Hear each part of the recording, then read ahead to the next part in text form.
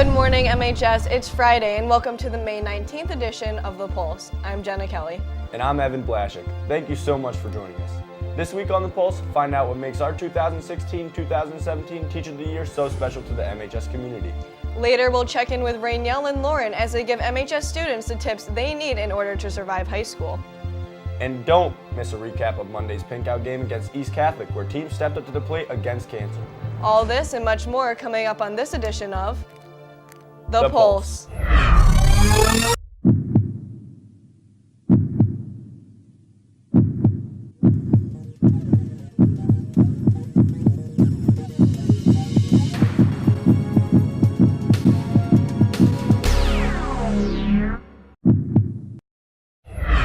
Many teachers in the Manchester School District stand out for their hard work, dedication, and passion towards their students and their teaching.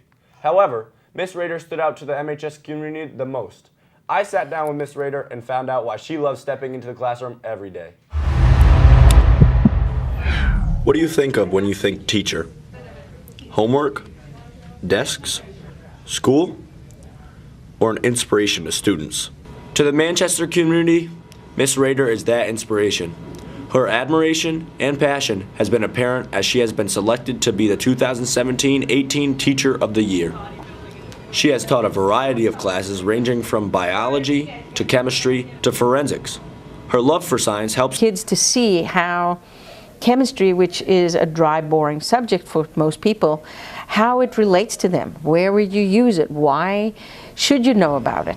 Ms. Rader is not only able to help students understand material, but understand how to fit into the community. And Ms. Rader is always big on being kind to people because you never know what someone's going through. She listens not to reply, but like to hear you and like to think about things and learn things. And she's always doing like stuff like that she doesn't have to do without even complaining about it really and just laughing about it. And I think that really makes her like Person of the Year, Teacher of the Year. She's great. Always, I love my traveling, I love my gardening, I love cooking, but it always relates back to teaching. Congratulations, Miss Rader, from everyone here at The Pulse. You completely deserve this title. Countless volunteers and partners in our community are hard at work to make sure this year's graduating class has a safe yet fun place to celebrate the night of graduation. Zach LaPlante gives us an update on Project Grad, a party you won't want to miss. Every year, Manchester High School's Project Graduation hosts a fun, safe post-graduation party run by the MHS PTA.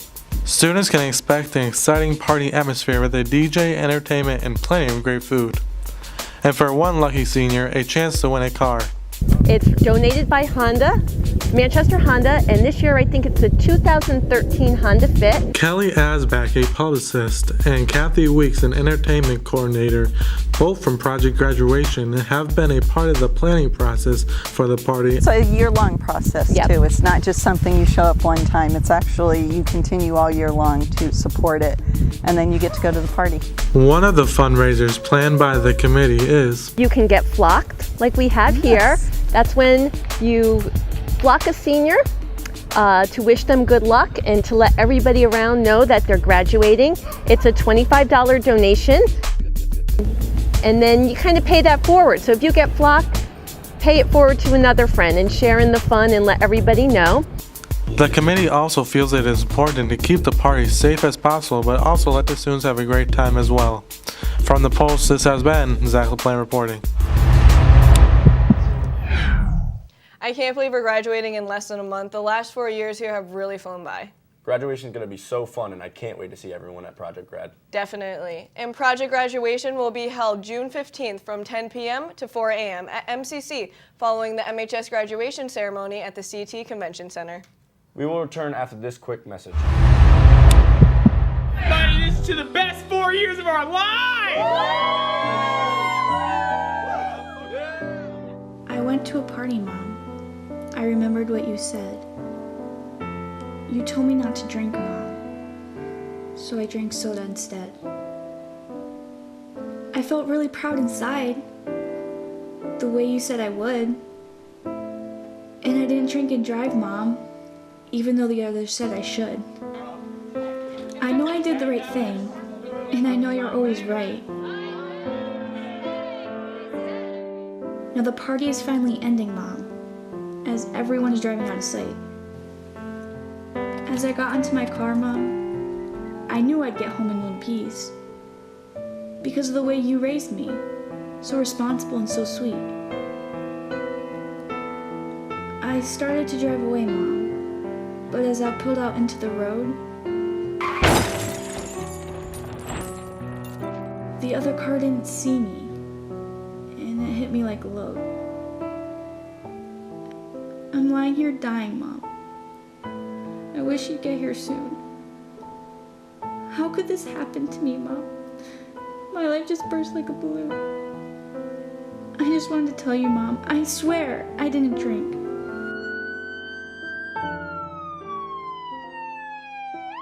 It was the others, Mom. The others didn't think. He was probably at the same party as I.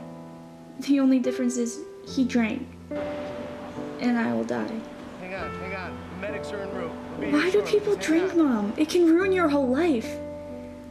I'm feeling sharp pains now. Pains just like a knife. Tell my brother not to cry, Mom. What are we gonna be doing? Tell Daddy to be brave. And when I go to heaven, Mom, put Daddy's baby on my grave. Go open some more gifts first, okay? Someone should have told him, Mom, not to drink and drive. If they only had told him, Mom, I would still be alive.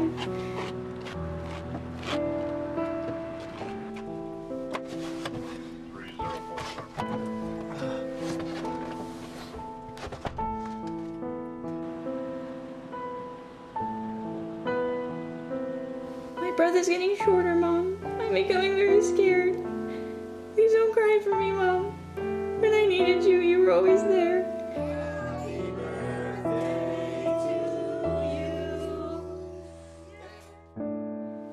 I have one last question before I say goodbye. I didn't drink and drive, so why am I the one to die?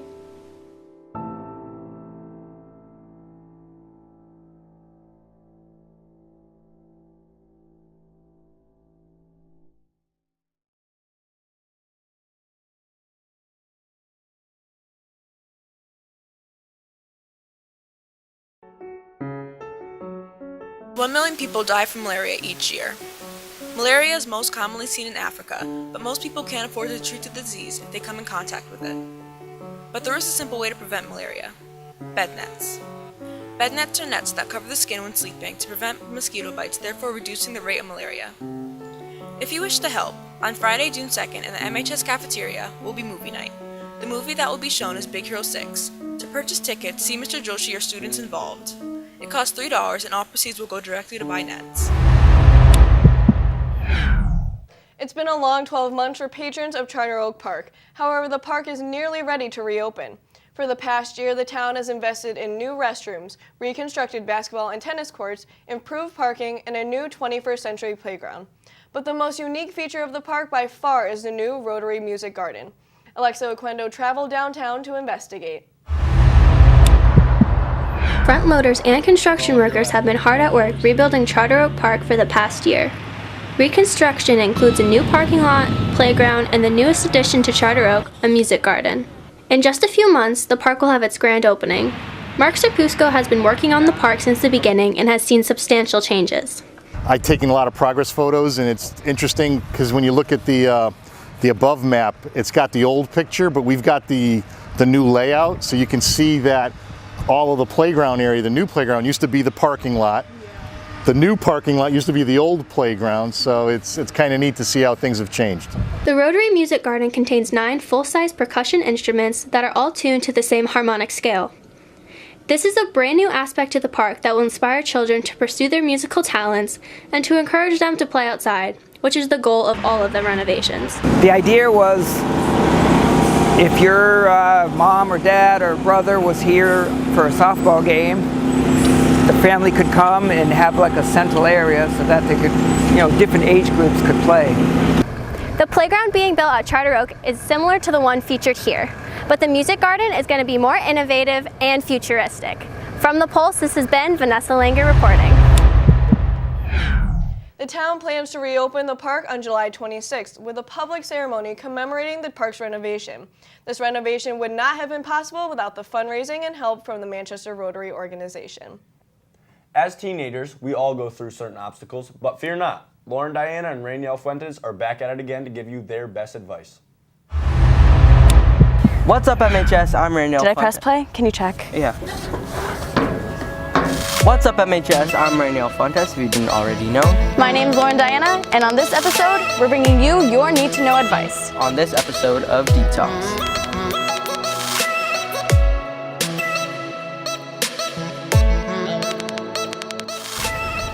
As a son, sometimes I do understand that it's hard to kind of connect with your parents on a certain level because they won't really understand you. And I feel like that's kind of due to their old age, but you should never call them out on being old. It's super important that you get to know them and where they stand on certain subjects, and maybe then they'll understand you better too. Sometimes I'm super conflicted on whether I should have a relationship in high school. I mean, I know it's high school and nothing's permanent, but it definitely affects my grades and my outlook on school and stuff. Of course, but on a social standpoint, being happy is really, really important. And if you do find that special someone that does make you happy, I feel like it's worth it. Because like you said, it's not permanent. Like, you won't really have to be looking into things so seriously. Just have fun. And to be honest, if you find what you do and do not like now, it'll be easier for you in the future. Friends are a pivotal role in high school. They're there for you on your good days, your bad days, something to rely on and lean back on. But it's also very crucial that you pick your friends so wisely. I mean, you don't want to be stuck with the same group just because you've been with them for a while. And I think it's important that you remember change is necessary and it's a part of life, whether you like it or not. And your happiness overall is key. I am stressed all the time. It is insane how much stress I'm under. But I've learned that over time, you can learn how to manage it and change your old ways. Remember that it's not the end of the world. To be honest, stress isn't just something in school, but life. If you learn to tackle your problems head on, it will prevent future stresses. And that about wraps it up. Thanks so much for watching, and I hope you enjoyed. I hope these tips really helped you out, not just through high school, but your life in general. And remember, just because we're on your screen now, we're just a classroom away. Wow, I wish I knew those tips when I was a freshman. Me too. Early teenage years would have been so much easier. I agree. The Monday, May 15th baseball game between MHS and East Catholic was more than just the latest chapter in a historic rivalry. Both teams donned pink instead of their traditional colors to raise awareness and money for a cure. Ryan Stewart heads from the dugout to the field to see how both teams work to score a grand slam against breast cancer. Oh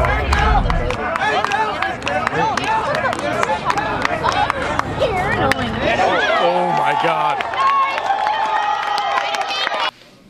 The MHS baseball team plays 20 games throughout the spring season, but when the players take the field on May 15th, the only focus isn't baseball, but it's something bigger than just the game. The matchup not only gives a friendly opportunity for competition between two talented teams, but also helps to spread awareness for a serious medical condition, breast cancer. Manchester High and their in-town rivals East Catholic play the annual Pink Out game that takes place at Jim Pender's Field located at East Catholic High. Coach Gita Minzio has been coaching the baseball team for 8 years, and this is the 5th year he's been a part of the Pink Out game. The biggest thing is two rivals, two schools that are normally not seen as two teams working together, coming together and raising money towards breast cancer and trying to bring as much awareness to that as possible and getting as much money raised that we could. Starting second baseman Chad Hahn participated in his first Pink Out game, and this time it was much more special than any other he has played. Chad Hahn. The Pink Out game is important to me because my aunt had cancer, and while she was being diagnosed with cancer, we found out that my cousin passed away in Singapore, and I felt like he had a lot of the spotlight when she was diagnosed, and I'm just glad that the Pink Out game gave her the spotlight for once and that we could show that she powered through cancer. I think it was absolutely special because she also threw the first pitch out to my brother his senior year, and even though it was my junior year and not my senior year, I felt like it was really special because my aunt could have that spotlight twice. As the starting pitcher for the second year in a row, Dylan Benton feels a lot of pressure. His focus in the game is not only to throw strikes, but more importantly, to play for his father. This game means so much more to me and my dad, especially when he comes out to see me, considering he had colon cancer, and since this game is fundraising for cancer, it really means a lot. So. The Pink Out game takes place right here on East Catholic's home field every year. And with the game raising money for breast cancer, it means a lot to the Manchester community. From the Pulse, this has been Ryan Stewart reporting. While Manchester and East Catholic are both great opponents, some things in life transcend baseball. Coach Dee D'Amenzio and all of our MHS baseball players thank the fans that donated and volunteered their time to support the fight against breast cancer. Well, that's all we have for you this week, Manchester. Thank you so much for joining us. If you have any suggestions for stories that we might have missed, email Mr. Larson at b11elars@mpspride.org or visit us in the communication suite. If you're interested in learning more about the Pulse or to see some of our other projects, visit mhstelevision.com. Hey, if you just can't get enough of MHS news, check out our school newspaper at mhsharbinger.org. And of course, don't forget to follow us on Twitter and like us on Facebook at MHS Red Prod. I'm Evan Blashik. And I'm Jenna Kelly. This has been The Pulse.